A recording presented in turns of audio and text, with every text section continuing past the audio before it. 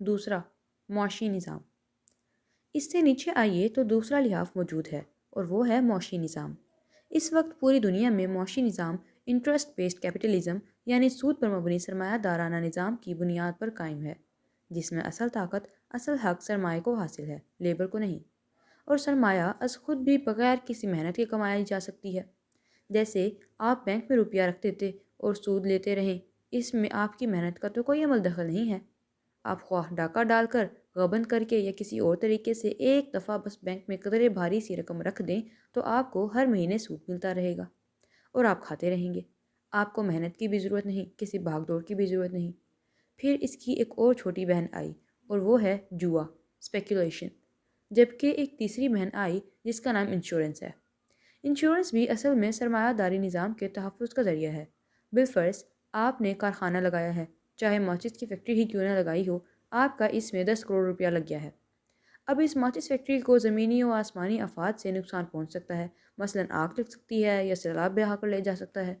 تو اس صورت میں سرمایہ دار کا نقصان بھی ماچس کا صارف کنزیومر ہی ادا کرے گا، یعنی مالکان اس فیکٹری کا بیمہ کرائیں گے اور انشورنس کے لیے انہیں ہر مہینے یا ہر سال جو رقم ادا کرنی پڑے گی وہ اسے اپنی ماچس کی لاگت میں ڈال دیں گے۔ لہٰذا صارف اس ماچس کی لاگت ادا کرنے کے ساتھ ساتھ کارخانے میں لگے ہوئے سرمایہ کے مستقبل کی حفاظت بھی ادا کر رہا ہے۔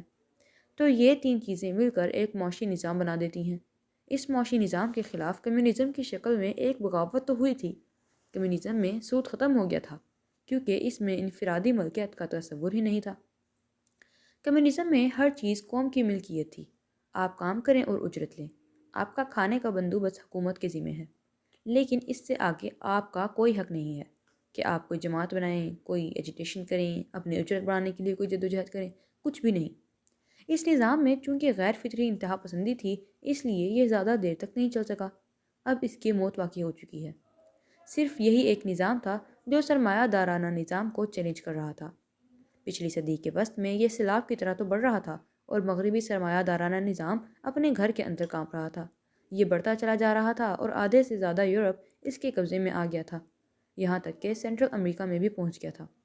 کیوبا میں آج تک موجود ہے، پھر سوویت یونین کے علاوہ چین میں پہنچ گیا تھا، ہندوستان میں پہنچ گیا تھا، بنگال اور کیرالہ میں بھی اس کی حکومتیں قائم ہو چکی تھیں۔ پھر اس سے بھی آگے بڑھ کر یہ کہ سوویت یونین خلا کی تسخیر کنکویسٹ آف دا اسپیس میں امریکہ سے بہت آگے نکل گیا تھا، لہٰذا امریکہ کانپ رہا تھا۔ یہی وجہ ہے کہ اس زمانے میں امریکہ نے کروڑوں کی تعداد میں مذہبی کتابیں شائع کی۔ مسلمانوں سے کہا گیا کہ خدا کے لیے قرآن پڑھو، دیکھو یہ کمیونزم تمہاری کتاب کے خلاف ہے۔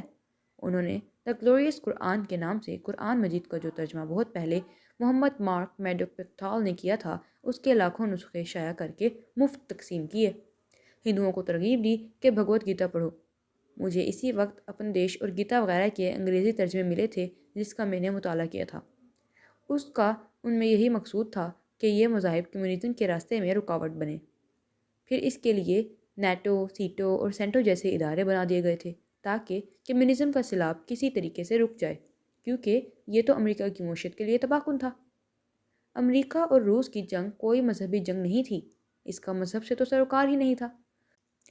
سوویت یونین کے رہنما بھی عیسائی تھے اور مغربی یورپ اور امریکہ کے لوگ بھی عیسائی تھے۔ مذہبی اختلاف تو کوئی تھا ہی نہیں، بس اتنا ہی اختلاف تھا جتنا مسلمانوں کے مختلف مسلکوں میں ہوتا ہے کہ کچھ کیتھولک تھے، کچھ پروٹسٹنٹ تھے، کچھ آرتھوڈاکس ایسٹرن تھے اور کچھ کرسچن آرتھوڈاکس تھے اور کچھ گریک آرتھوڈاکس تھے، لیکن تھے تو وہ سب کرسچن ہی۔ سب کے سب حضرت عیسیٰ کو خدا کا بیٹا مانتے تھے، سب کے سب بائبل پڑھتے تھے، تو مذہب کی تو کوئی جنگ ہی نہیں تھی۔ پوری نصف صدی تک جو سر جنگ چلی ہے وہ ان دو معاشی نظاموں کے مابین تھی، اور بالآخر چیلنج کرنے والا نظام بیٹھ گیا اور ختم ہو گیا۔ اس کے بٹھانے میں مسلمانوں کا خون استعمال ہوا۔ افغانستان میں جہاد کے نام پر صرف افغانوں نے نہیں بلکہ دور دراز کے ممالک سے آنے والے جانبازوں نے اپنا خون دیا، جانیں دیں، جبکہ امریکہ نے صرف پیسہ خرچ کیا، اسٹرنگر میزائل دیے، بڑی بڑی گاڑیاں دیں، ارب ہا ارب ڈالر دیے، اور چونکہ وہ سب پاکستان کے ذریعے سے جا رہا تھا تو ہمارے جرنیلوں کے بھی وارے نیارے ہو گئے۔ ڈالروں سے بھرے ہوئے سوٹ کیسز وہ اپنے گھر بھی لے جاتے تھے۔ آج ان کے بیٹوں کی جو انڈسٹریز ہیں وہ کہاں سے آ گئیں؟ یہ جرنیل تو کبھی سائیکل پر چلا کرتے تھے، ان کے پاس تو کار نہیں ہوتی تھی۔ بہرحال سود پر مبنی سرمایہ دارانہ نظام جو پوری دنیا کو اپنی لپیٹ میں لے چکا ہے، یہ دوسرا لحاظ ہے۔ پوری دنیا میں سود کی بنیاد پر بینکنگ سسٹم رائج ہے۔